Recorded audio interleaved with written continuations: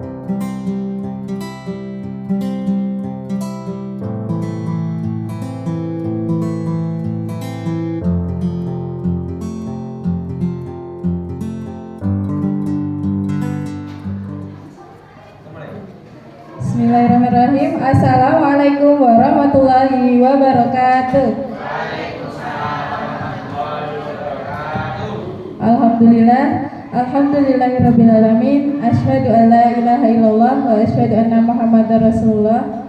Rabbi syrahli sadri wa yassirli amri wahlul 'uqdatam min lisani yafqahu qawli. Pertama-tama yang terhormat kepada Bapak Ibu peserta diseminasi budaya positif hari ini, mari kita panjatkan puji syukur kehadirat Allah Subhanahu wa Ta'ala. Dengan segala limpahan rahmatnya, alhamdulillah kita dapat berkumpul di sini dalam keadaan sehat walafiat. Dan tak lupa salawat serta salam semoga selalu tercurah kepada Nabi Muhammad SAW, yang semoga kita mendapatkan syafaatnya di yaumil kiamah nanti. Amin. Di sini saya akan mendiseminasikan budaya positif yang saya dapatkan dari pendidikan guru penggerak angkatan 9. Pertama perkenalan dulu ya. Katanya itu kalau tak kenal maka tak sayang ya. Tak kenal maka tak sayang, dan jika belum kenal maka perkenalan dulu. Perkenalkan, saya Meirina Fitri Wijayanti dari TK Islam Terpadu Pelita Hati Randu Blatung. Saya di sini CGP, calon guru penggerak angkatan 9 dari Kecamatan Randu Blatung, Kabupaten Blora. Nah, di sini saya akan membacakan beberapa susunan acara yang akan kita lalui pada kegiatan hari ini. Yang pertama, pembukaan.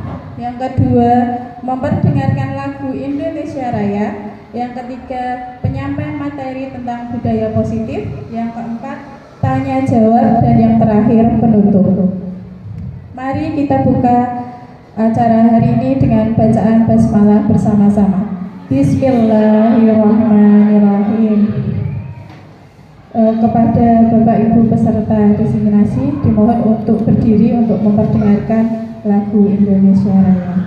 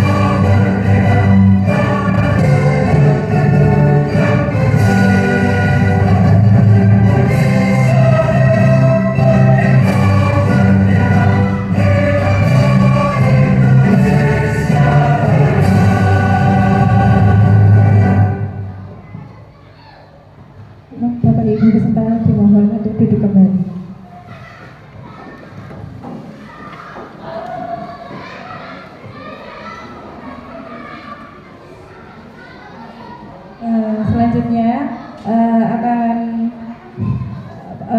agenda selanjutnya adalah penyampaian materi tentang budaya positif. Tapi sebelumnya saya ingin mendengarkan suara Bapak Ibu semua.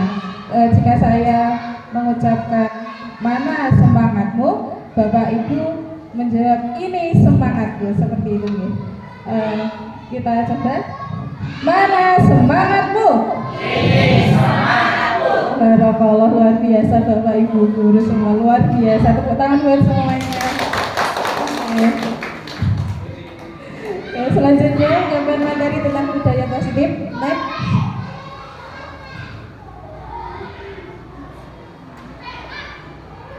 Nah, sebelum kita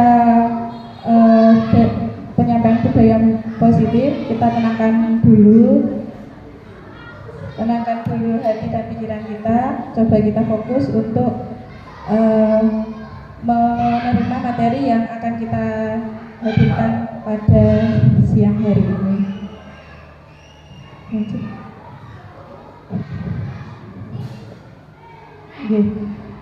Coba Bapak Ibu guru hari ini memejamkan mata sejenak, kemudian kita ingat-ingat dari pagi, dari kita bangun tidur tadi, sudah kita pejamkan mata dulu sebentar. Pejamkan mata.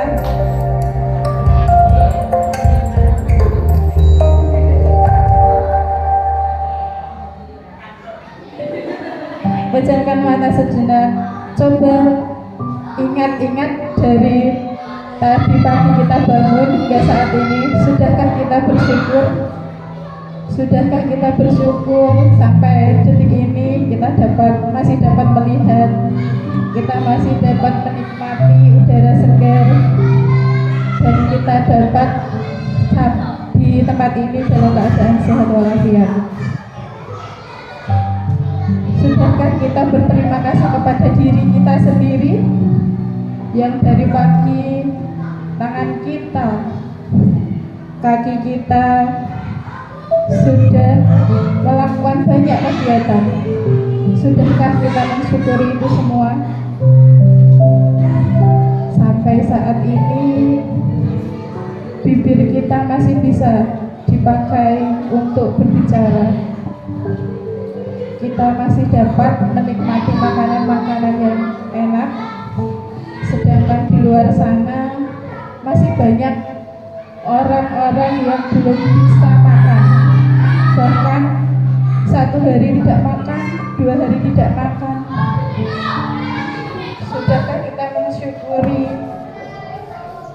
nikmat yang sudah kita dapatkan dari Allah? Tenangkan hati dan pikiran kita, arahkan semua perhatian untuk fokus belajar. Hadirkan rasa ingin tahu, syukur, dan kebijaksanaan. Terima kasih, silakan dibuka kembali.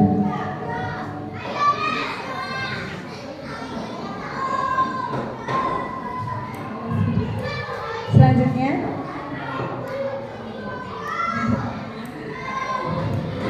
sudah. Nah, di slide pertama ada pertanyaan pemantik. Apakah Anda setuju atau tidak dengan pernyataan di bawah ini, pernyataan ini? Yang pertama, hukuman dapat mendisiplinkan anak. Apakah Bapak Ibu yang hadir di sini setuju dengan pernyataan hukuman dapat mendisiplinkan anak? Monggo. Setuju? Yeah. Menurut Bapak Ibu semuanya setuju ya? Jadi hukuman dapat mendisiplinkan anak. Kemudian yang kedua, pernyataan yang kedua adalah pemberian hukuman dengan hal positif seperti membaca atau membersihkan halaman sekolah dapat meningkatkan disiplin anak. Setuju Bapak Ibu guru? Setuju. Okay. Kemudian yang terakhir, memberi penghargaan dapat meningkatkan motivasi belajar anak. Setuju. Oke, kita lanjut untuk slide berikutnya. Topik dalam eksplorasi konsep kali ini yang akan saya sampaikan yaitu perubahan paradigma dari kontrol. Kemudian yang kedua, disiplin positif. Yang ketiga, motivasi perilaku manusia. Yang keempat, kebutuhan dasar manusia. Yang kelima, restitusi, yaitu 5 posisi kontrol. Yang keenam, keyakinan kelas. Dan yang terakhir, restitusi, segitiga restitusi.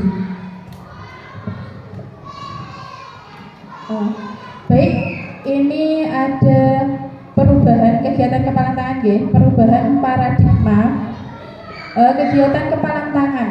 Jadi di sini nanti Bapak Ibu berperan sebagai A dan B. Di sini nanti yang berperan menjadi A yaitu, saya bacakan dulu. Sobeklah cari kertas. Ini sudah saya siapkan kertas kecil. Kemudian tuliskan benda atau sesuatu yang sangat berharga untuk Anda. Kemudian letakkan di salah satu tangan Anda dan genggam benda atau sesuatu itu. Kemudian buatlah sebuah kepalan, dan teman Anda yang B nanti akan mencoba dengan sekuat tenaga, dengan berbagai cara meminta Anda untuk memberikan benda tersebut. Teman Anda B ini nanti bisa saja membujuk, mengancam, menghardik, merayu, menyuap, bahkan apa saja akan dilakukan agar A ini tadi menyerahkan benda berharganya. Jadi monggo nanti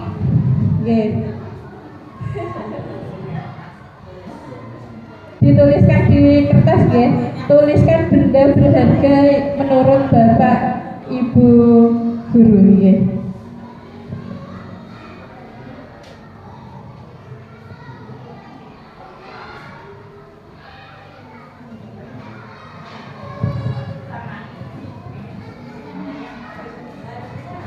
Yang paling berharga, tuliskan benda yang paling berharga menurut Bapak Ibu guru.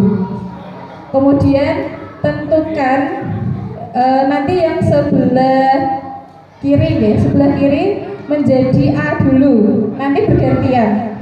Yang sebelah kanan nanti sebagai B, yang merebut meminta benda berharga dari A.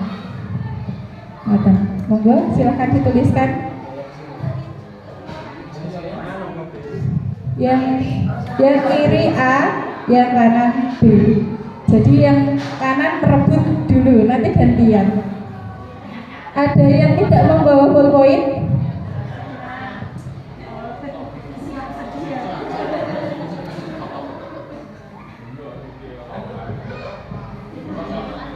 J.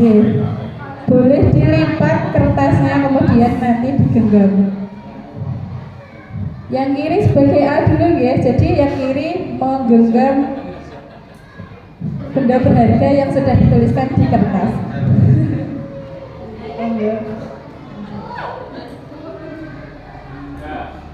Benda berharga, benda atau sesuatu yang berharga, mungkin sertifikat tanah, mungkin apa lagi ya?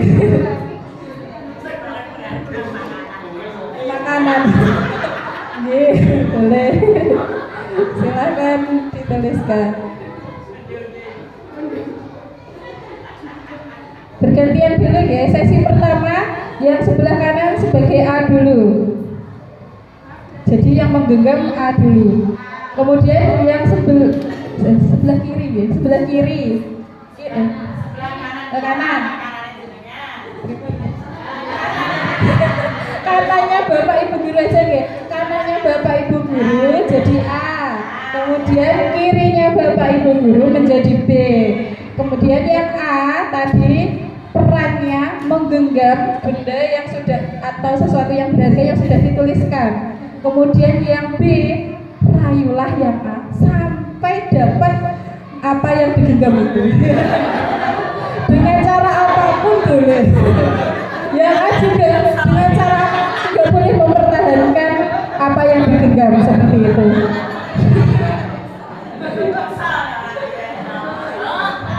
Ya.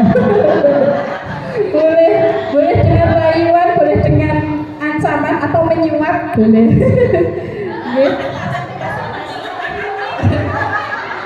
Sudah, kita mulai sesi pertama. Silahkan menggenggam benda berharga atau sesuatu yang berharga menurut Bapak Ibu. Kita hitung sampai 10. B, silahkan lakukan peran Anda untuk merayu, meminta.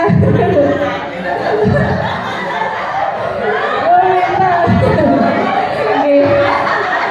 Saya kasih waktu 10. Itu kan 1, 2, 3, 4, 5, 6, 7, 8, 9, 10. Akhirnya tidak mendapatkan ya. Sekarang bergantian. Yang sebelah kiri Bapak dari Bapak Ibu guru berperan jadi A. Yang sebelah kanan Bapak Ibu guru berperan bergantian menjadi B. Boleh menyuap belum?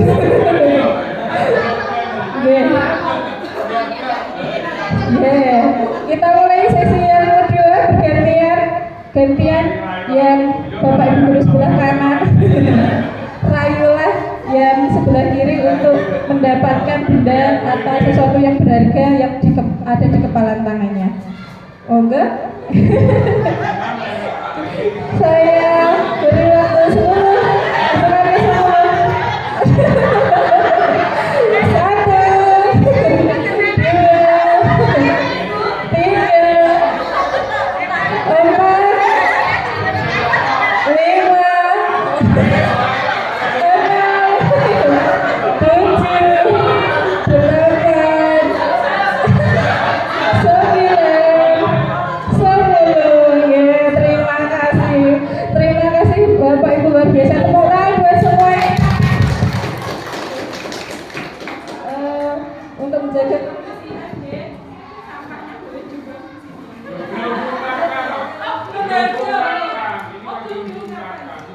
1, mau diungkapkan ya benar-benarnya. Oke, siap.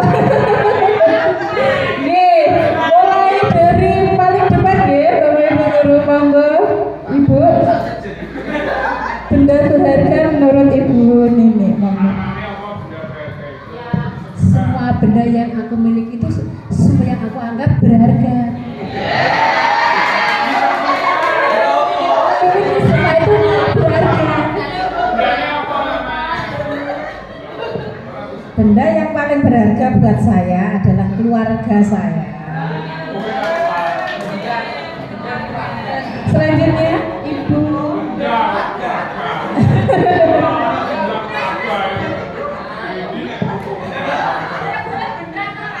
Ya, untuk benda berharga, saya lihat situasi karena saat ini panas ya Bu, dan disediakan air, maka yang berharga saat ini adalah air mineral.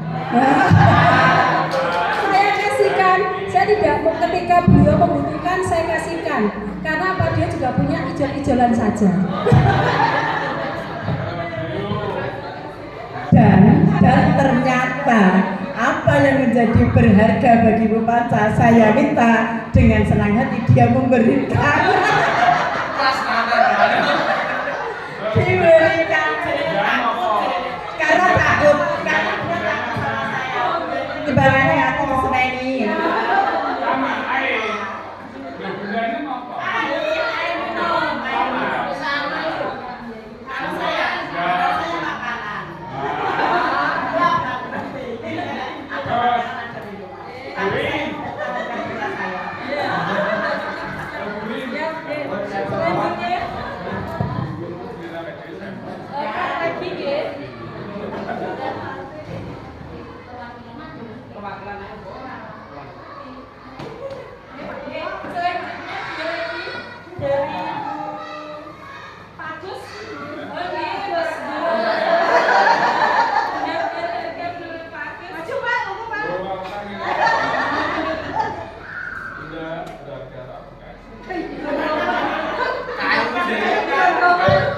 selesai. Cek. Terima kasih bagus. Kipas angin. Terima kasih.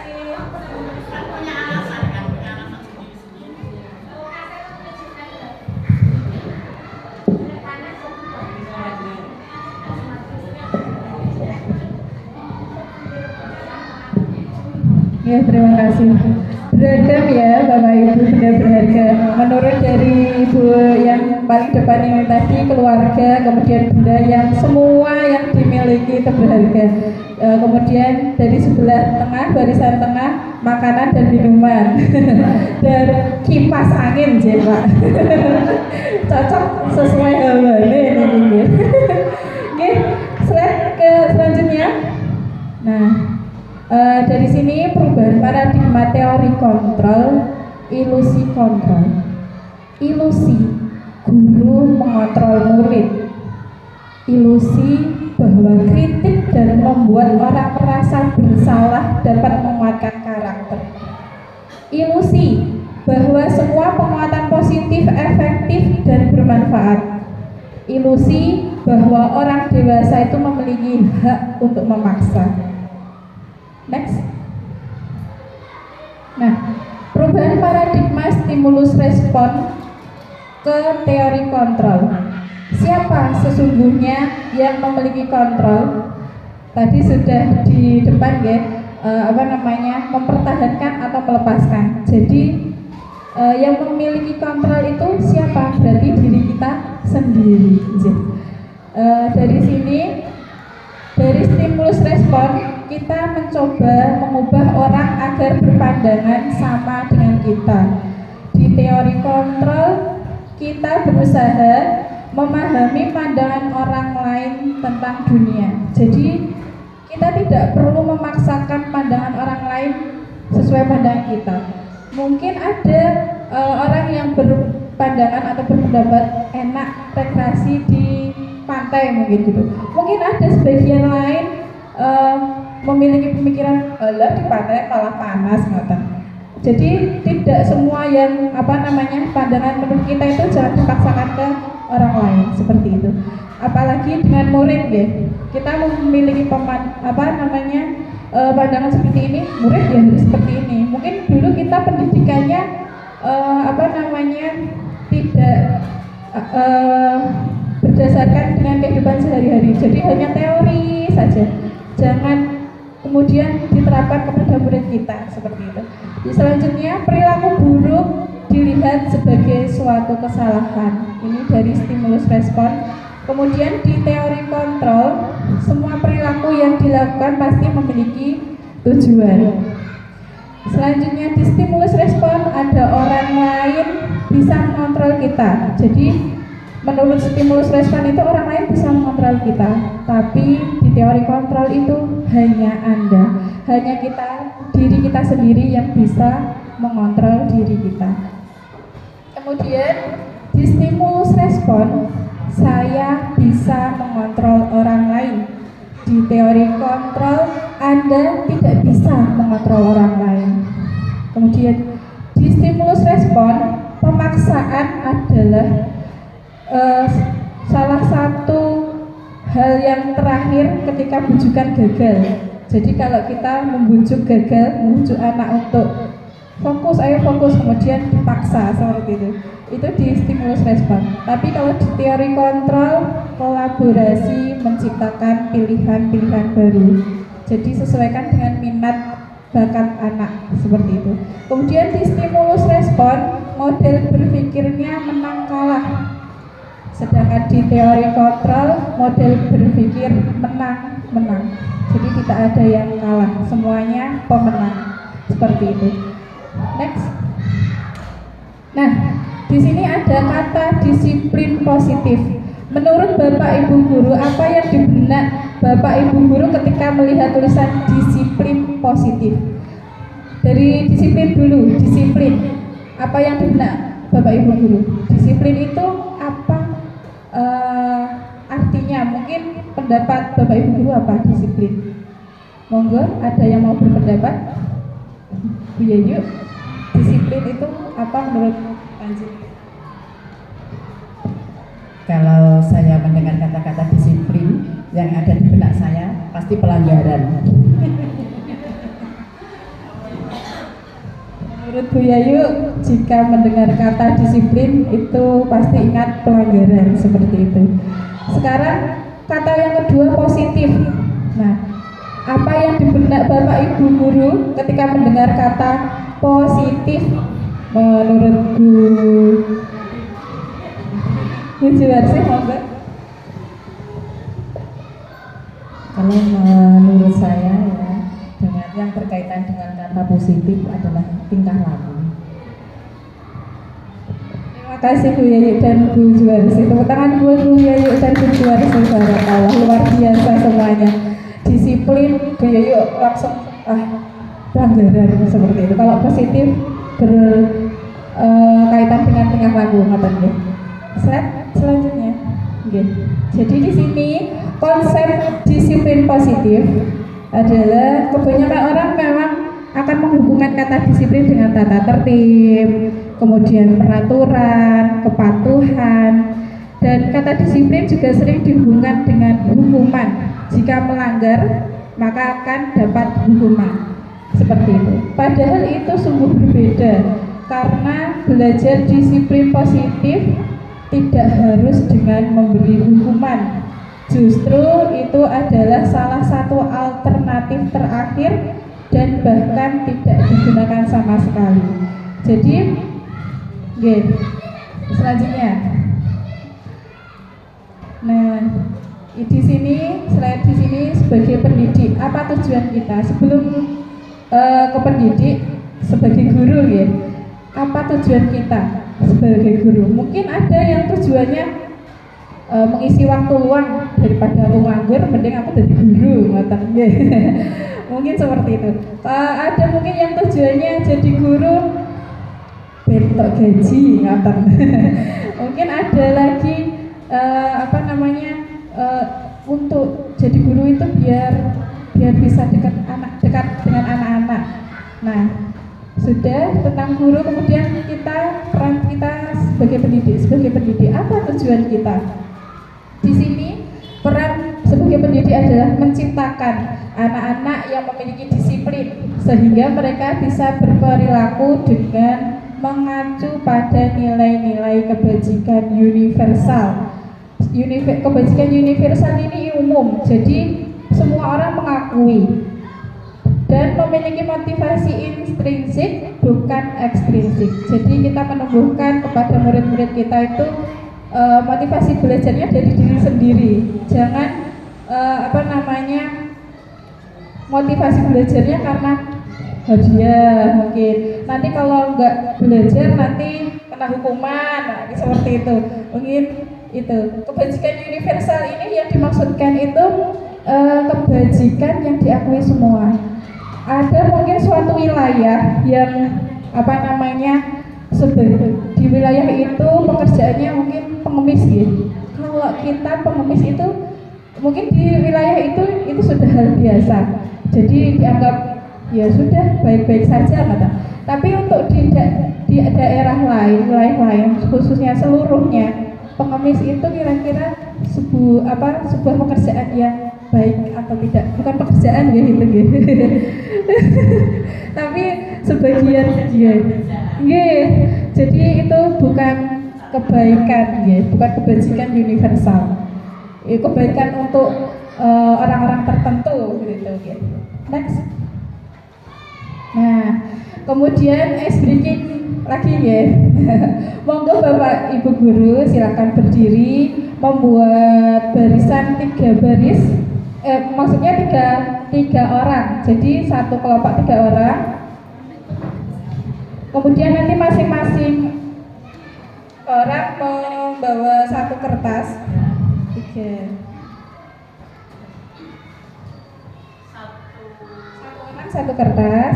Kemudian nanti di kertas ini Bapak Ibu guru menggambar secara bergantian. Jadi yang paling belakang menggambar duluan, kemudian yang di depan Jadi menggambarnya di punggung temannya. Jadi kayak membuat kereta ngoten. Kayak membuat kereta. Nggih.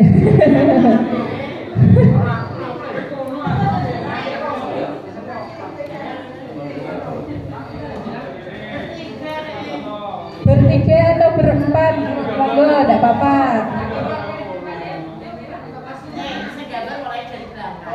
Yang menggambar pertama kali yang paling belakang dulu.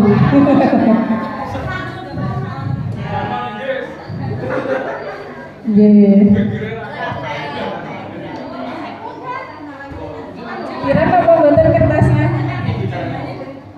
Nggih.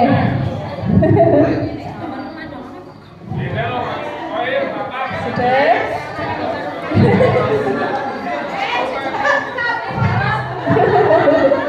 Nggih, tim bapak-bapak sama tim ibu-ibu.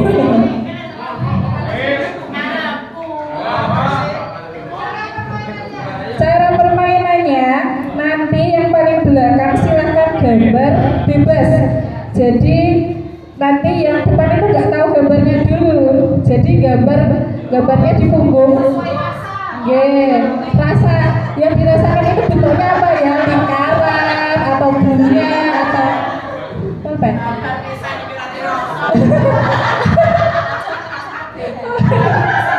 Coba dirasakan gambarnya apa dulu ya, lingkaran dulu atau segi empat dulu seperti itu. Jadi nanti bergantian.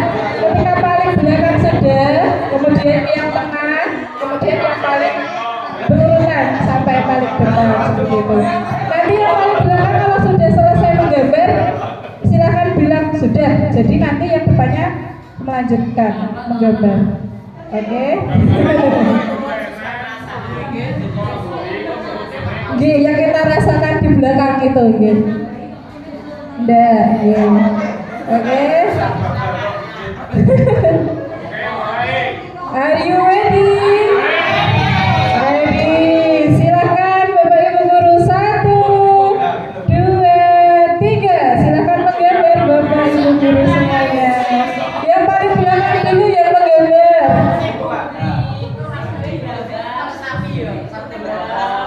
Sudah?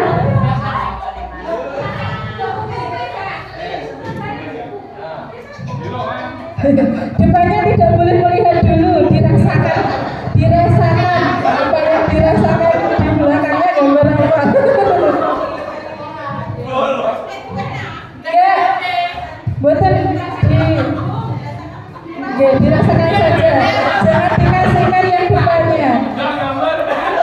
Penggambarnya di punggungnya ya.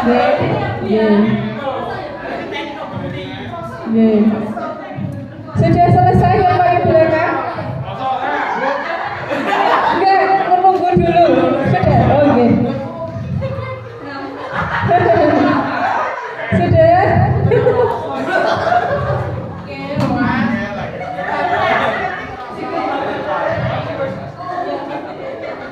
Sudah? Kan? Oke, belum. Bapak-bapak timnya banyak ini. Satu baris 5 orang.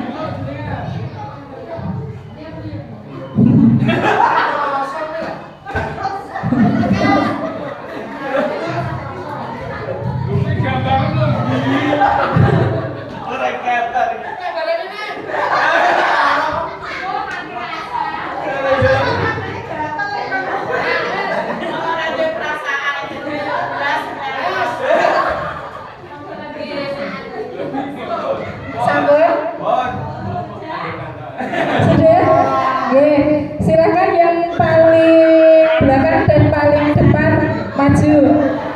Sesuai tidak. Perwakilan nih, satu dulu ya, satu dulu.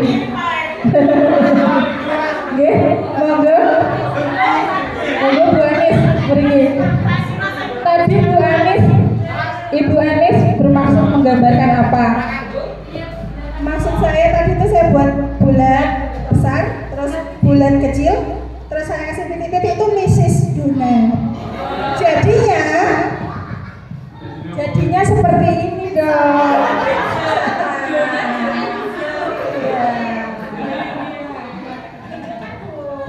Masya Allah luar biasa ya, tepuk tangan. Oh, Mas Adel. Dari donat jadi pizza ya. Terima kasih, silakan duduk. Untuk bapak-bapak kurang sabar ini ya. Oke. J. Tadi yang menggambar pertama kali Bu Lisan. Terima kasih. Tadi saya menggambar pohon karena pohon ini. Oke, pohon. Kemudian jadinya juga beda daun. Terima kasih. Terima kasih. Ini monggo nomor 3. Ya, untuk tadi saya yang paling belakang saya melihat menggambarkan buah segar, buah semangka. Yang digambar buah semangka dan jadinya buah semangka daun sini. Loh, tapi mirip ini selaka. Sama seperti kami itu selaka.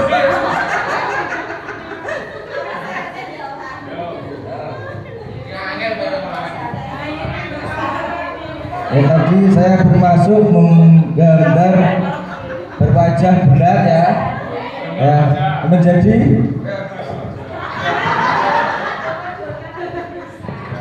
Ini wajahnya, kalau ini hatinya. Terima kasih. Biasa semua Bapak Ibu dan teman-teman buat semuanya. Masya Allah. Gini.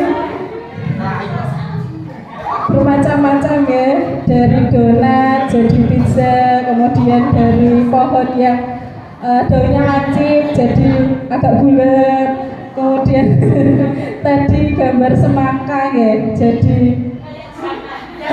ya semangka gitu. Kemudian yang tim bapak-bapak bapak-bapak gambar wajah jadi gambar hati. Terima kasih. Next. Nah, slide selanjutnya adalah motivasi perilaku manusia. Motivasi apa yang di pikiran Bapak Ibu guru ketika mendengar kata motivasi? Monggo Anca. Motivasi itu berhubungan dengan tujuan, semangat. Dan semangat. Monggo next. Terima kasih Bu Anca. Nah ini ada beberapa motivasi yang mendasari perilaku manusia aja. Yang pertama adalah untuk menghindari ketidaknyamanan atau hukuman. Nah di sini ini adalah tingkat terendah. Jadi manusia itu yang memiliki motivasi ini tingkatnya paling rendah. Biasanya orang ini akan bertindak untuk menghindari masalah yang akan timbul. Orang dengan motivasi ini akan bertanya apa yang akan terjadi apabila saya tidak melakukannya. Next. Motivasi yang kedua adalah untuk mendapatkan imbalan atau penghargaan dari orang lain. Pada tingkat motivasi ini, orang akan berperilaku untuk mendapatkan imbalan atau penghargaan dari orang lain. Dan orang dengan motivasi ini akan bertanya apa yang akan saya dapatkan apabila saya melakukan hal ini, seperti itu. Motivasi yang ketiga yaitu untuk menjadi orang yang mereka inginkan dan menghargai diri sendiri dengan nilai-nilai yang mereka percaya.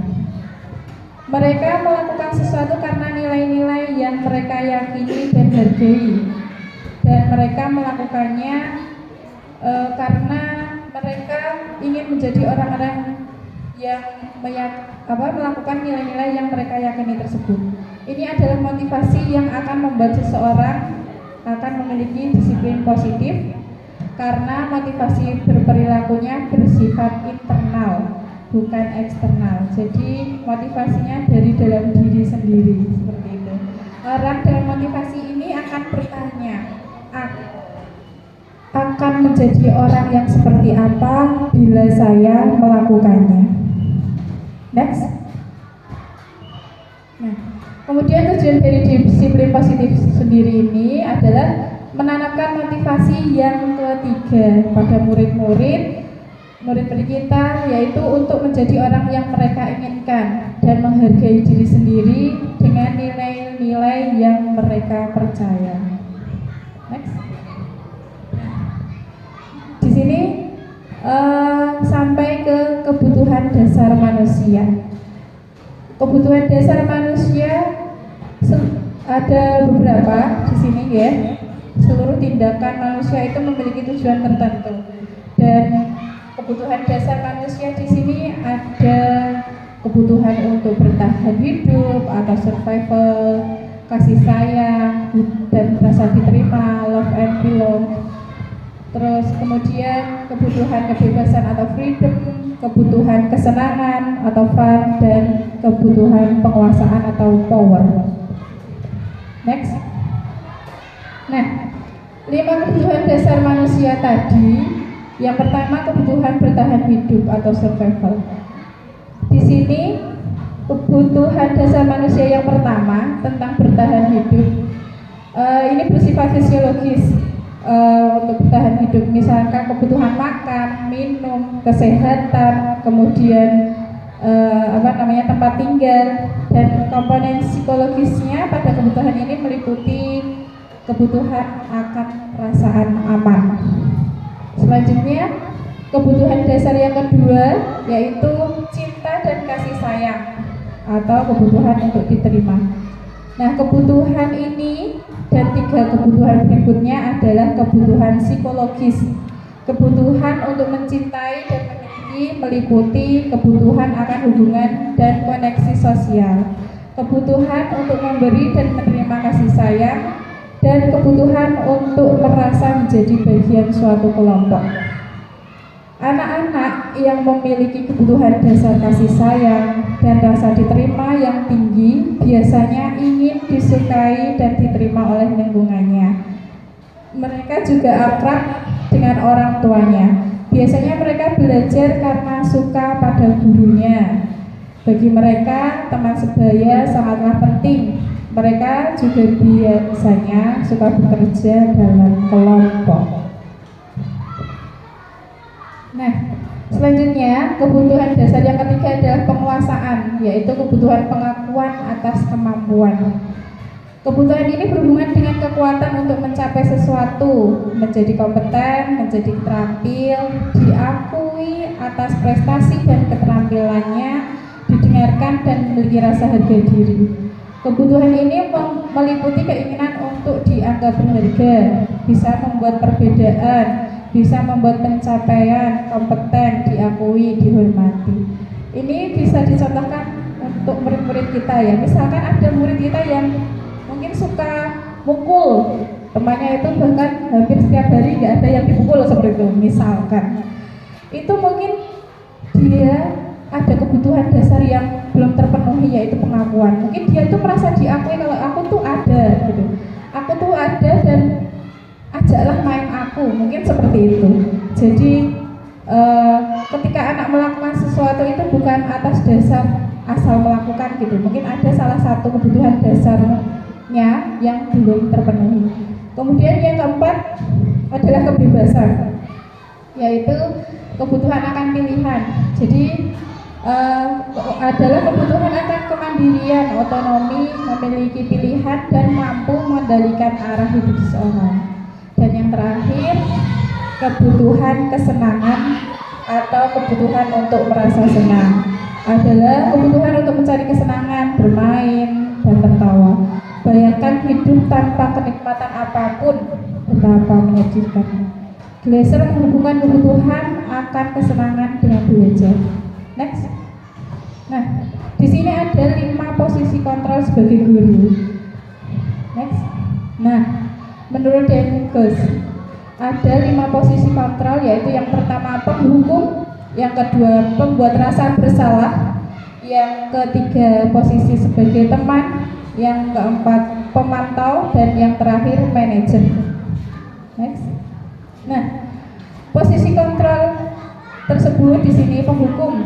Jika kita memposisikan sebagai guru yang menjadi penghukum, jadi kita memposisikan berarti menggunakan hukuman fisik maupun verbal ketika anak melakukan suatu tindakan yang kurang tepat menurut kita. Kemudian posisi yang kedua yaitu membuat orang merasa bersalah. Biasanya guru akan bersuara lebih lembut, kemudian kata-katanya itu membuat muridnya merasa bersalah, seperti itu. Yang ketiga, memposisikan sebagai teman. Guru pada posisi ini tidak akan menyakiti murid, namun akan tetap berupaya mengontrol murid melalui persuasi. Yang keempat, monitor atau pemantau, yaitu memonitor berarti mengawasi. Yang terakhir manajer, yaitu posisi merespon yang menunjukkan tanggung jawab guru. Dalam posisi terakhir yaitu manajer adalah posisi mentor, di mana guru berbuat sesuatu bersama dengan murid, mempersilahkan murid mempertanggungjawabkan perilakunya, kemudian mendukung murid agar dapat menemukan solusi dari permasalahannya sendiri. Next. Nah, di sini 5 posisi kontrolnya. Jika kita berperan sebagai guru penghukum, tindakan yang kita lakukan adalah memarahi, mengkritik, menyakiti, melakukan tindakan kekerasan. Namun ketika guru berperan sebagai pembuat rasa bersalah, tindakan yang akan dilakukan yaitu mendiamkan, menceramahi, membuat rasa bersalah.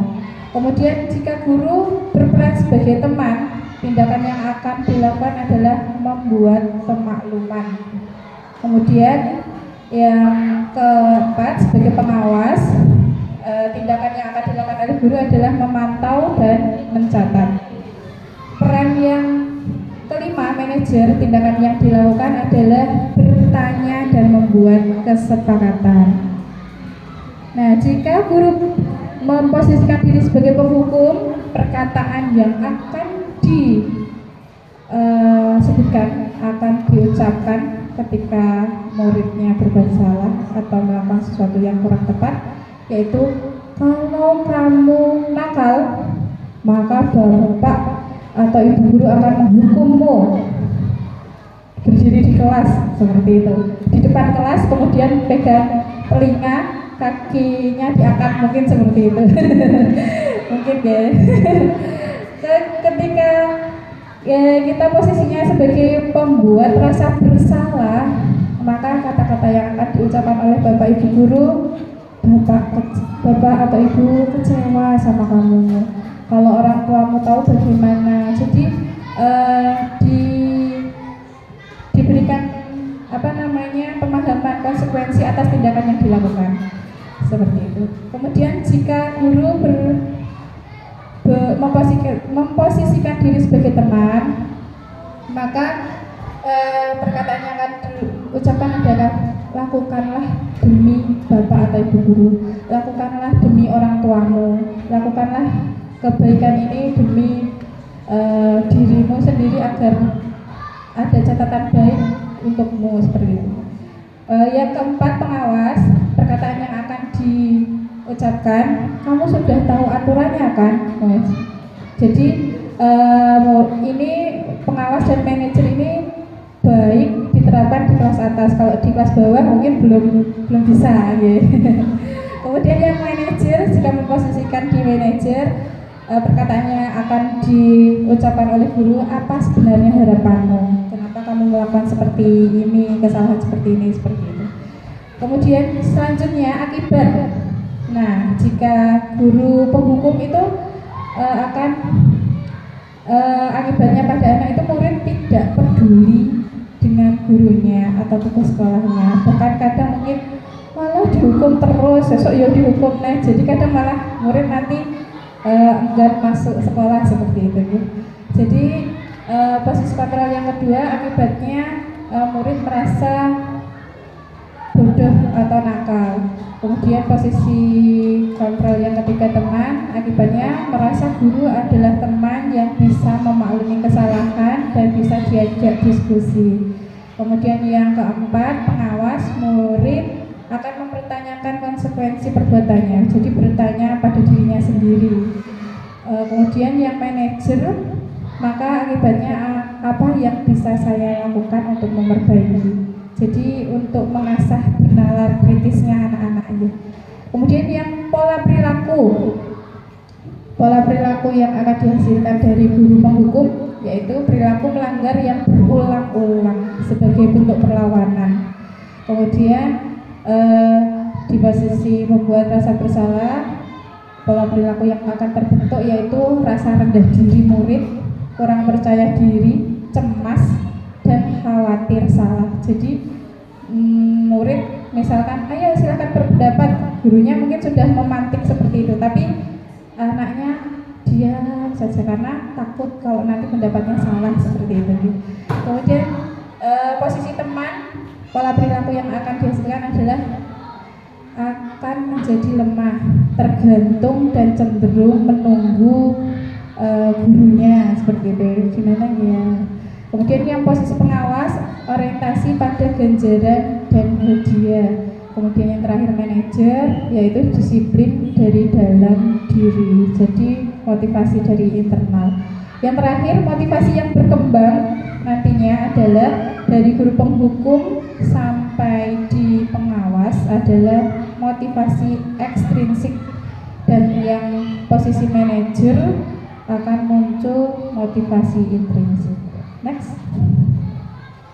Nah, keyakinan kelas, mengapa kita tidak peraturan saja? Mengapa harus keyakinan kelas?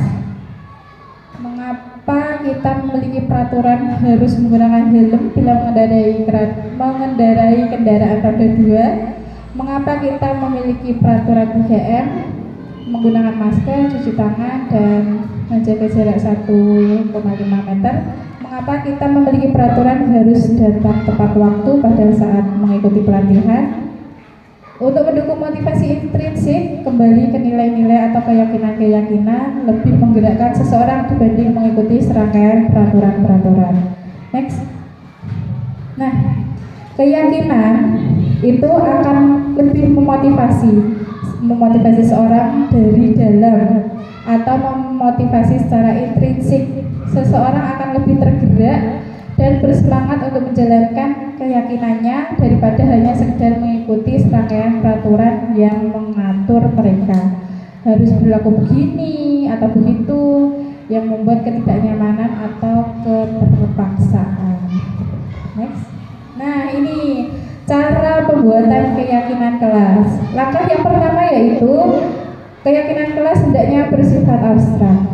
Nah, kemudian dituliskan berupa pernyataan-pernyataan universal. Pernyataan kelas senantiasa dibuat dalam bentuk positif, jadi menggunakan kalimat-kalimat positif.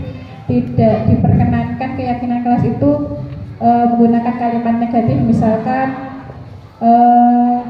jangan bertengkar seperti itu, tapi saling menghargai gitu, diubah saling menghargai. Kemudian keyakinan kelas hendaknya tidak terlalu banyak sehingga mudah diingat dan dipahami oleh semua warga kelas. Selanjutnya keyakinan kelas sebaiknya sesuatu yang dapat diterapkan di lingkungan sesuai dengan kondisinya. Dan ini keyakinan kelas itu bisa berubah-ubah, tidak melulu keyakinan kelas itu dari semester 1 sampai semester 2 itu, terus mungkin ada yang perlu ditambahi, mungkin ada yang perlu dikurangi karena sudah sudah tertib atau dan lain sebagainya seperti itu. Kemudian selanjutnya semua warga kelas hendaknya ikut berkontribusi dalam pembuatan keyakinan kelas lewat curhat pendapat. Yang terakhir, bersedia meninjau kembali keyakinan kelas dari waktu ke waktu. Next. Nah, silahkan. Sedikit lagi ya. Silahkan berdiri Bapak Ibu guru. Monggo silahkan berdiri.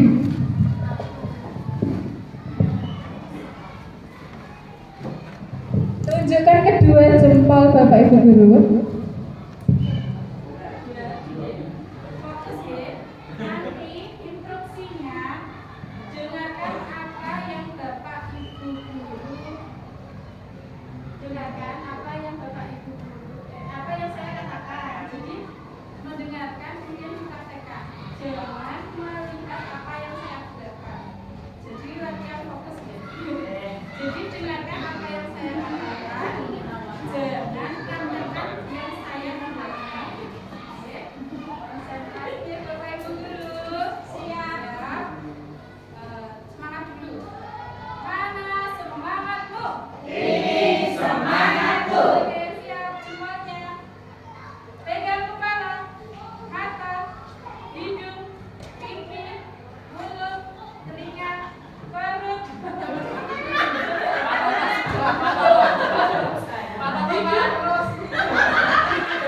Hidung, pipi, mata, mulut, telinga, hidung. Ya.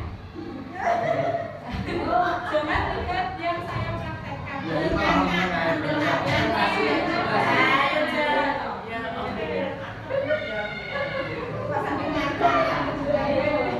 Pelan-pelan dulu.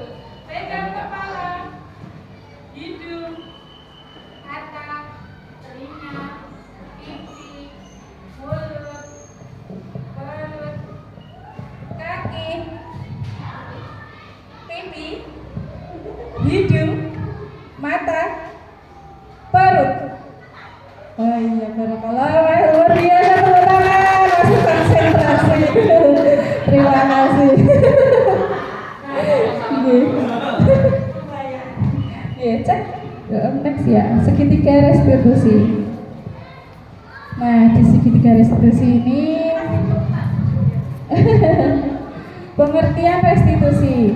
Restitusi adalah proses menciptakan kondisi bagi murid untuk memperbaiki kesalahan mereka sehingga mereka bisa kembali pada kelompok mereka dengan karakter yang lebih kuat. Ini menurut Jason tahun 2004. Kemudian restitusi juga adalah proses kolaboratif yang mengajarkan murid untuk mencari solusi untuk masalah dan membantu murid berpikir tentang orang seperti apa yang mereka inginkan dan bagaimana mereka harus memperlakukan orang lain menurut Charles Dawson 1996. Next, nah di sini ada manfaat restitusi, membantu murid menjadi lebih memiliki tujuan, kemudian disiplin positif dan memulihkan dirinya setelah berbuat salah. Tujuan restitusi ini adalah menjadi orang yang menghargai nilai-nilai kebajikan yang mereka percayai. Nah, sekarang di sini ciri-ciri restitusi yang membedakan dengan program disiplin lainnya. Yang pertama, restitusi bukan untuk menebus kesalahan, melainkan untuk belajar dari kesalahan. Restitusi memperbaiki hubungan. Restitusi adalah tawaran, bukan paksaan. Restitusi menuntun untuk melihat ke dalam diri. Restitusi mencari kebutuhan dasar yang mendasari tindakan. Restitusi diri adalah cara yang paling baik. Kemudian restitusi fokus pada karakter, bukan tindakan. Restitusi menguatkan. Restitusi fokus pada solusi, dan yang terakhir restitusi mengembalikan murid yang berbuat salah pada kelompoknya. Next. Nah, di sini ada 3 tahapan restitusi. Tahapan segitiga restitusi atau restitution triangle ya. Langkah pertama pada bagian dasar segitiga adalah menstabilkan identitas. Jika anak berbuat salah, maka ada kebutuhan dasar mereka yang belum terpenuhi atau tidak terpenuhi. Bagian dasar segitiga restitusi ini memiliki tujuan untuk merubah orang yang gagal karena telah berbuat kesalahan menjadi orang yang sukses. Kemudian teori kontrolnya, kita semua akan melakukan hal terbaik yang bisa kita lakukan. Langkah kedua yaitu langkah memvalidasi tindakan yang salah. Konsep langkah kedua ini adalah kita harus memahami kebutuhan dasar tadi ya, kebutuhan dasar manusia, yaitu yang mendasari tindakan anak berbuat kesalahan itu apa. Kemudian teori kontrolnya, semua perilaku memiliki alasan. Yang tahap terakhir yaitu langkah ketiga, yaitu menanyakan keyakinan. Teori kontrol menyatakan bahwa kita pada dasarnya termotivasi secara internal. Penting menanyakan ke anak tentang kehidupan ke depan yang ia inginkan atau yang mereka impikan. Ketika mereka sudah menemukan gambaran masa depannya, guru dapat membantu mereka untuk tetap fokus pada gambarnya. Buat teori kontrolnya, kita semua memiliki motivasi internal. Next. Nah, di sini contoh kalimat-kalimat pada tahapan atau langkah segitiga restitusi yang bisa dipakai untuk tahapan restitusi ya. Pada tahap pertama bisa menggunakan kata-kata boleh salah satu atau beberapa ya. Berbuat salah itu tidak apa-apa. Tidak ada manusia yang sempurna, tidak pernah berbuat salah, ngoten ya. Bapak Ibu tidak tertarik mencari siapa yang salah, tapi Bapak Ibu ingin mencari solusi dari permasalahan ini. Kemudian pada tahapan kedua restitusi, kalimat yang bisa digunakan yaitu kamu pasti punya alasan mengapa melakukan hal itu. Kamu boleh mempertahankan sikap itu, tapi kamu harus menambah sikap yang baru. Tahapan yang ketiga yaitu kalimat yang bisa digunakan adalah apa nilai-nilai umum yang kita telah sepakati, apa bayangan kita tentang kelas yang ideal. Kemudian mungkin bisa menggunakan kalimat kamu mau jadi orang yang seperti apa. Next. Ini implementasi yang saya lakukan selama mengikuti materi budaya positif di sekolah saya, di instansi saya, kami. Ini sosialisasi budaya positif yang dilakukan oleh sekolah kami yaitu melalui PONG atau pertemuan orang tua murid dan guru secara rutin yang dilakukan setiap bulan. Jadi di sekolah kami sudah menjalankan PONG ini secara rutin. Namun kemarin waktu corona terkendala teknis, jadi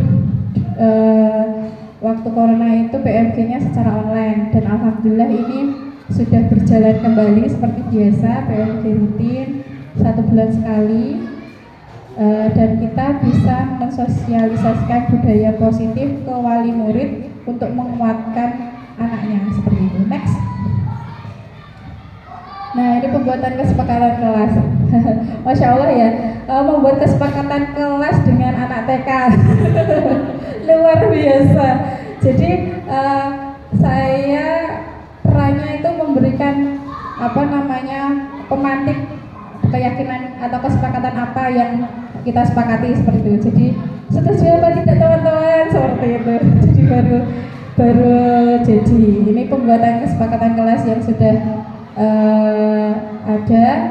Taat pada Tuhan Yang Maha Esa, saling menghargai dan menghormati, aktif dalam pembelajaran, memakai seragam sekolah sesuai peraturan sekolah ya. Next.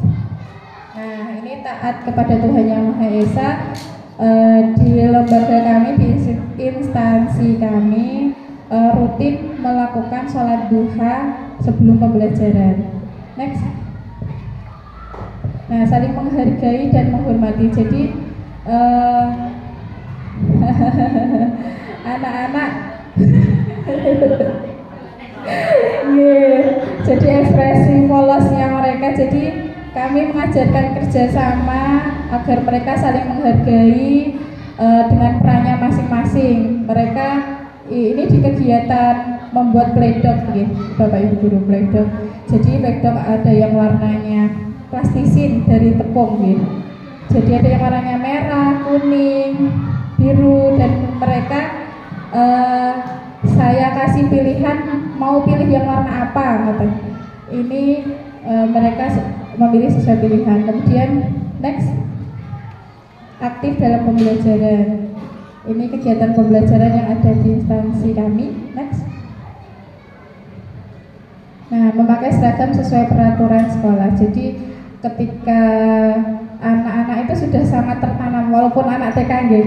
Jadi ketika hari Senin seragamnya oranye, Senin Selasa oranye sama putih, hari Rabu Kamis batik ungu, hari Jumat bebas, dan hari Sabtunya olahraga. Ketika hari Jumat itu orang tuanya lupa memakaikan baju seragam olahraga, anaknya sampai sekolah nangis gak mau sekolah. Jadi harus pulang lagi, padahal ada yang rumahnya itu Doplang, ada yang rumahnya Semengko, Masya Allah harus pulang lagi. Akhirnya yaudah izin saja. Jadi anaknya sudah tertib. Untuk next selanjutnya, ini kasus yang saya tangani kemarin di segitiga restitusi. Salah satu anak itu yang bernama Lutfi itu tidak terima karena dipukul Mbak Indira. Lutfi itu laki-laki, Indira itu perempuan, saat menebali garis. Jadi pada saat kegiatan menebali garis, Indira itu disenggol, kesenggol. Jadi tulisannya tidak rapi. Kemudian Mbak Indira memukul Mas Lutfi lah. Mas Lutfinya ini kembali membalas dengan membawa pensil, kan posisinya menulis gitu. Pensilnya itu dicoretkan di wajahnya. Sampai orang tuanya, saya ingin bertemu orang tuanya Lutfi, Masya Allah. Next. Jadi posisi menstabilkan identitasnya, saya mengajak diskusi santai dengan Lutfi sambil bermain tentunya karena anak TK gitu. Kemudian saya tanya apa penyebabnya dan sebagainya, dan Mas Lutfi ini sudah mengakui kesalahannya bahwa itu sebuah yang dilakukan itu salah, sebuah kesalahan, dan menyadari kalau itu tidak akan diulang lagi seperti itu. Next. Nah, yang kasus kedua, Lofi, perempuan ini, anaknya ini sangat aktif sekali. Jadi ketika waktu bagi snack, pas istirahat itu ada snack, bagi snack ya, itu membawa bekal dari rumah, dikeluarkan semuanya. Ketika selesai makan itu tidak dibereskan kembali, tidak dikembalikan ke tasnya, tapi malah langsung lari keluar istirahat bermain. Jadi sampahnya berserakan, bekas snacknya dan tempat bekalnya masih di tempatnya. Next. Nah, kemudian saya mencoba merestitusi Mbak Lofi, dan Mbak Lofi menyadari bahwa yang dilakukan itu tidak tepat dan dia tidak akan mengulanginya lagi. Next. Ini pelaksanaan restitusi. Wah, ini kalau membuat videonya ini juga perjuangan. Ada anak yang lari sana lari sini, Next. Terima kasih. Itu dari kami. Saya terima kasih banyak atas waktu yang telah diluangkan dan mohon maaf telah mengganggu waktunya Bapak Ibu guru. Jika ada kebenaran datangnya dari Allah, dan jika ada kekurangan itu datangnya dari saya sendiri, dari diri pribadi saya sendiri. Kurang lebihnya mohon maaf. Akhirul kalam. Wassalamualaikum warahmatullahi wabarakatuh.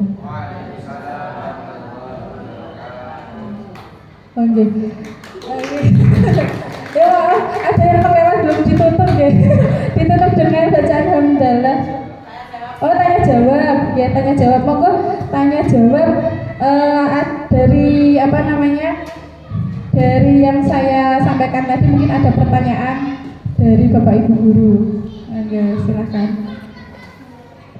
Oke, monggo Bu Yayu.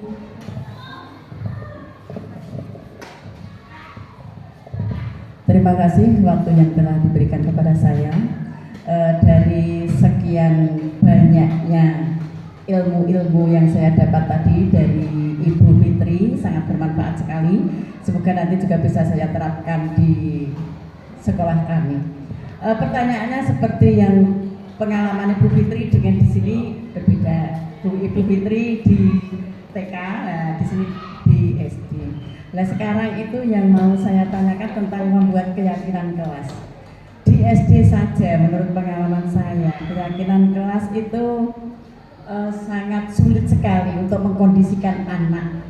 Cara kita menggali dari kemauan anak dan kemudian menjadi suatu keyakinan kelas. Nah, yang saya tanyakan, bagaimanakah, adakah kendalanya? Adakah kendala Ibu Fitri dalam membuat keyakinan kelas bersama bocil-bocil, bersama anak-anak yang tentu saja sangat aktif sekali ya. Dan kemudian kalau ada kendala pasti ada solusinya. Gimana solusinya Ibu Fitri? Terima kasih.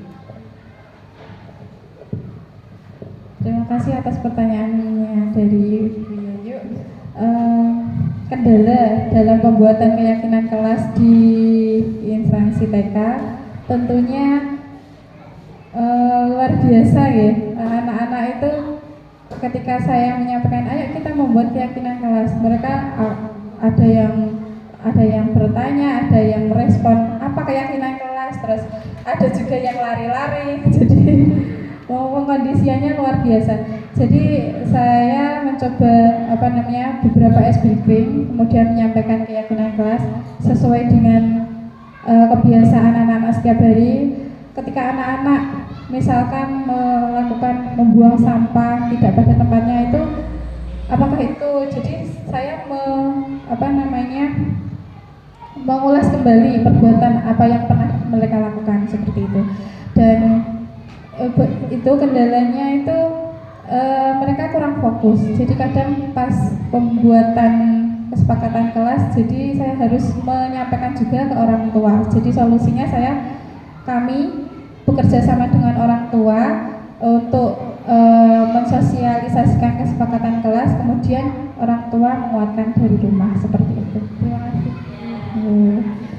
Ya, monggo mungkin ada pertanyaan selanjutnya. Satu lagi ya.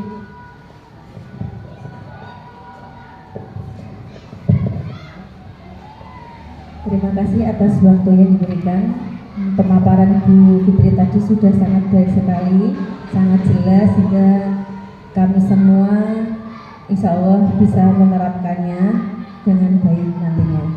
Pertanyaannya, bagaimana penerapan budaya positif yang ada di lingkungan TK Bu Fitri, dan apakah peran dari orang tua pada budaya positif tersebut? Terima kasih.